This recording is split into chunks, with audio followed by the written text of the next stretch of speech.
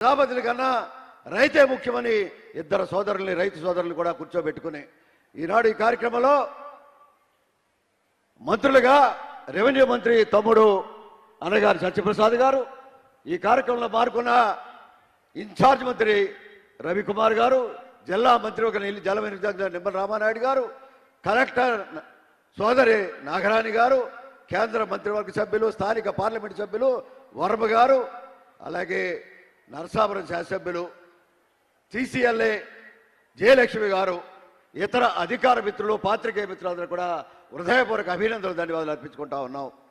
ఈనాడు ప్రధానంగా చూసినట్టయితే కూటమి ప్రభుత్వంలో ప్రతి పౌరుడు ధైర్యంగా బతకాలి, ఎక్కడా కూడా రౌడీలకి భయపడక్కర్లేదు, ఎక్కడా భూ కబ్జాదారులకి భయపడక్కర్లేదని చెప్పే ఒక మహత్తర కార్యక్రమాల్లో ఈనాడు ముఖ్యమంత్రి చంద్రబాబు నాయుడు గారు కానీ, ఉప ముఖ్యమంత్రిగా పవన్ కళ్యాణ్ జనసేన పార్టీ నుంచి చేస్తున్న, అలాగే కేంద్రం నుంచి మోడీ గారి యొక్క ఆశీస్సులతోటి ఈనాడు జరుగుతున్న కార్యక్రమాలు డబల్ డెక్కర్ ప్రభుత్వంలో ప్రవర్తిస్తున్న ప్రత్యేకమైన కార్యక్రమాలు మీ అందరికీ తెలుసు.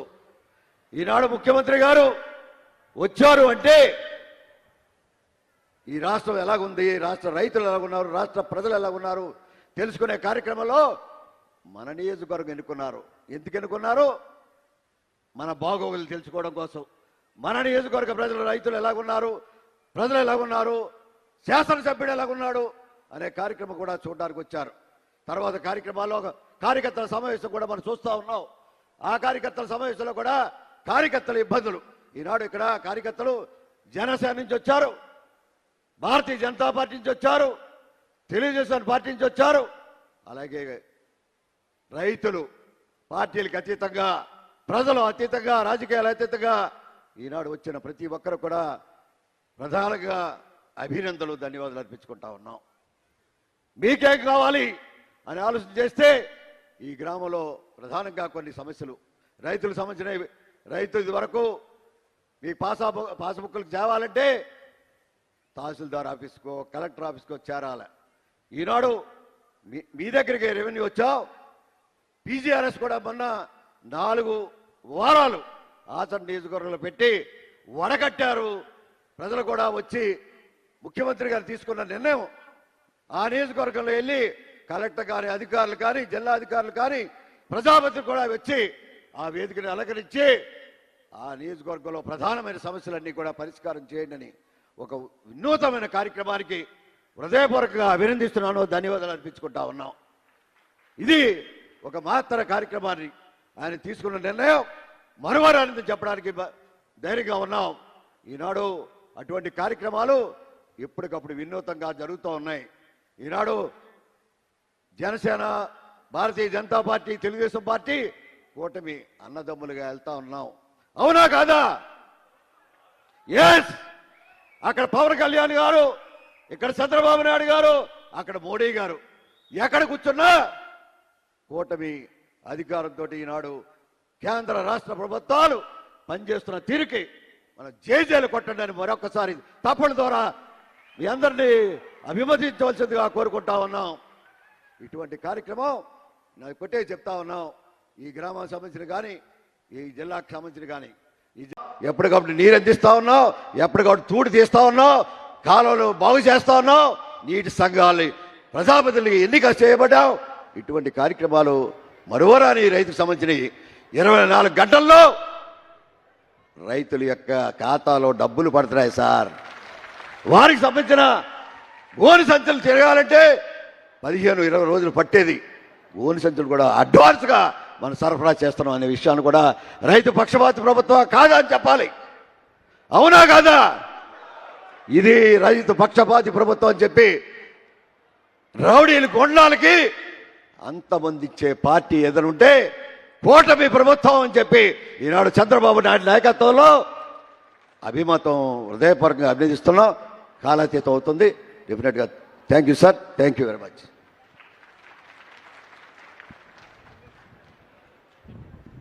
సార్ ధన్యవాదములు సార్. అనంతరం కేంద్ర సహాయక మంత్రి వర్యులు హెవీ ఇండస్ట్రీస్ మరియు స్టీల్ గవర్నమెంట్ ఆఫ్ ఇండియా గౌరవనీయులు శ్రీ భూపతి రాజు శ్రీనివాస వర్మ గారిని మాట్లాడవలసిందిగా కోరుతున్నాను. ఆచంటలో జరుగుతున్నటువంటి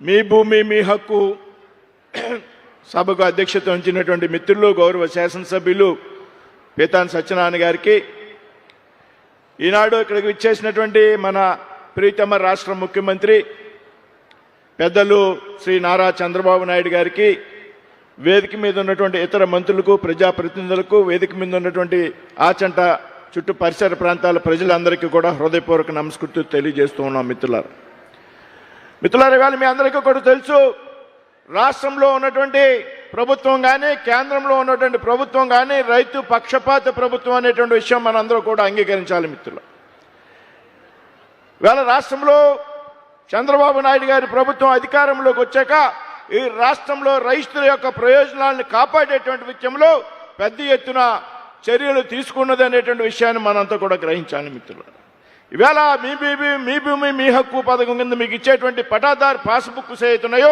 వాటిని డిజిటలైజేషన్ చేసి రాజముద్ర వేసి మీ చేతికి అందించేటువంటి ఒక వినూతమైనటువంటి కార్యక్రమానికి శ్రీకారం చుట్టారు ముఖ్యమంత్రి చంద్రబాబు నాయుడు గారు.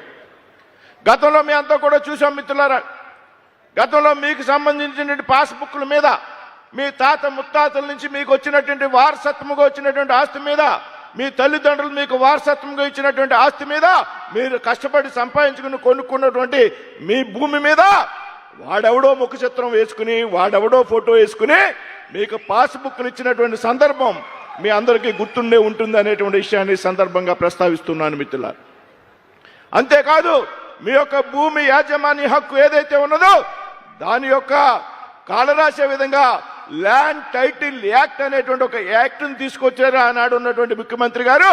ఆనాడు రాష్ట్రంలో ఎన్నికల్లో హామీ ఇచ్చింది కూటమిలో ఉన్నటువంటి పార్టీలు, చంద్రబాబు నాయుడు గారి నాయకత్వంలో మేము అధికారంలోకి వస్తే మొట్టమొదటిగా ల్యాండ్ టైటిల్ యాక్ట్ ఏదైతే ఉందో మొట్టమొదటి సంతకం దాని మీద పెడతాను, దాన్ని రద్దు చేస్తానని ఆ వేళ ఎన్నికల్లో ప్రచారం చేశారు. దానికి అనుగుణంగా ముఖ్యమంత్రిగా బాధ్యతలు స్వీకరించినటువంటి మొట్టమొదటిగా రైతుల హక్కుల్ని కాపాడడం కోసం ల్యాండ్ టైటిల్ యాక్ట్ని రద్దు చేసినటువంటి ముఖ్యమంత్రి నారా చంద్రబాబు నాయుడు గారు అనేటువంటి విషయాన్ని సందర్భంగా మీ అందరికీ కూడా గుర్తు చేస్తున్నాను మిత్రులారా.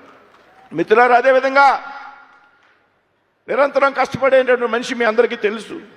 మీరందరూ వార్తాపత్రికల్లో చూస్తారు, టీవీ ఛానల్స్లో చూస్తారు ముఖ్యమంత్రి గారు ఏ విధంగా కష్టపడుతూ ఉంటారు. కానీ నేను ప్రత్యక్షంగా చూస్తూ ఉంటాను ఢిల్లీలో ముఖ్యమంత్రి గారిని. నెలకు 2 సార్లు ఢిల్లీ వచ్చి ప్రధానమంత్రి గారిని కలవడం ద్వారా, వివిధ కేంద్ర మంత్రులను కలవడం ద్వారా పెద్ద ఎత్తున ఈ రాష్ట్రానికి నిధులు కేటాయింపు చేసుకోవాలనేటువంటి ఒక ఆతృత, ఒక ప్రయత్నం.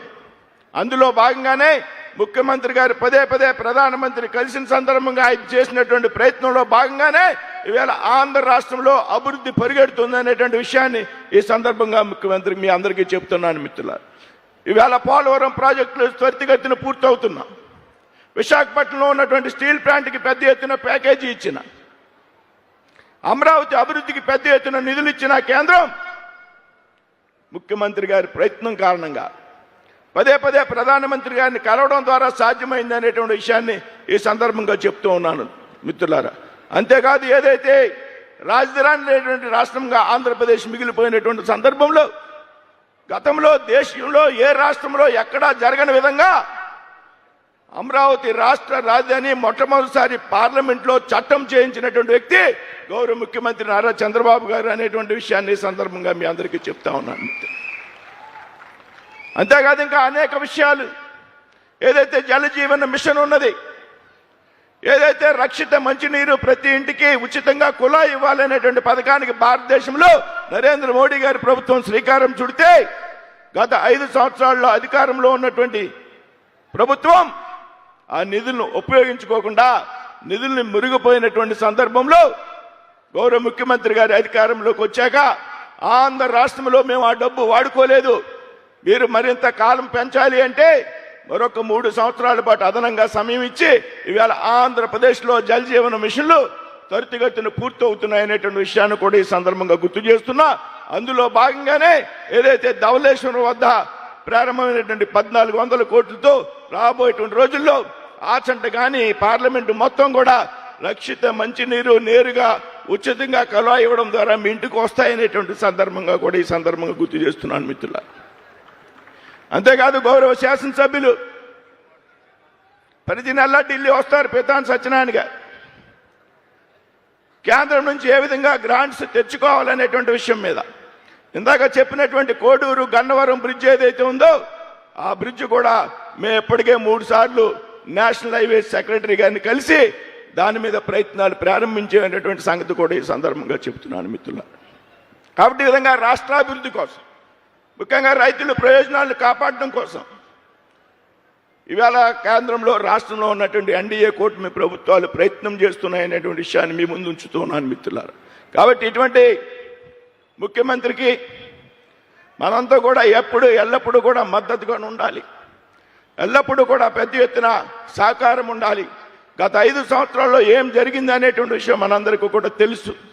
ఇవాళ రాష్ట్రంలో అనేక లక్షల కోట్ల ప్రాజెక్టులు ప్రారంభమవుతున్నాయి అంటే ఇవాళ ఆంధ్రప్రదేశ్ అభివృద్ధి పదంలో పరిగెడుతుంది ఉందంటే కేంద్రంలో రాష్ట్రంలో ఎన్డీఏ ప్రభుత్వాలు ఉన్న కారణంగా మాత్రమే మోడీ గారి నాయకత్వంలో ముఖ్యమంత్రి చంద్రబాబు గారి నేతృత్వంలో పవన్ కళ్యాణ్ గారి నేతృత్వంలో అభివృద్ధి చెందుతోంది అనేటువంటి విషయం మనంతా కూడా గ్రహించి రాబోయేటువంటి రోజుల్లో కూడా మనప్పుడు ఇటువంటి నాయకులకి ఇటువంటి కూటమికి మనం మద్దతుగా ఉండాలనేటువంటి విషయాన్ని ఈ సందర్భంగా మీ అందరికీ విజ్ఞప్తి చేస్తూ గౌరవ శాసనసభ్యులు ముఖ్యమంత్రి గారిని ఆచంట అభివృద్ధి కోసం ఒక 25 కోట్లు 25 కోట్లు అడిగారు. సిద్ధాంతం అభివృద్ధి కోసం 25 కోట్లు అడిగారు. సిద్ధాంతం అనేది చాలా కీలకమైనటువంటి గ్రామం సార్, ఇది చాలా మేజర్ గ్రామం. మరి పితాని గారు ఒక రకంగా సీఎం గారు చాలా తక్కువ అడిగారు, ఆయన ఏ లెక్కన అడిగారు నాకు తెలియదు. కాబట్టి ఆయన 25 అడిగారు. కాబట్టి ఆచంట అసెంబ్లీకి, ఎందుకంటే ఇది అర్బన్ ప్రాంతం కాదు, చాలా రోడ్ల అవసరాలు చాలా ఎక్కువ ఉన్నాయి, డ్రైనేజీ అవసరాలు. అదేవిధంగా ఇందాక చెప్పినటువంటి కోడేరు గన్నవరం బ్రిడ్జి చాలా కీలకం. కాబట్టి ఆ విధంగా రాబోయేటువంటి రోజుల్లో మీరు పెద్ద ఎత్తున ఈ ప్రాంతానికి మీ సహకారం మద్దతు మాకు ఎప్పుడు ఉండాలని ఆకాంక్షిస్తూ సెలవు తీసుకున్నాను. జై హింద్, జై భారత్. ధన్యవాదములు సార్. ఇప్పుడు కిషోర్ బాబు గారు, పంచాయతీ సెక్రటరీ గారు, సిద్ధాంతం గ్రామం, వారిని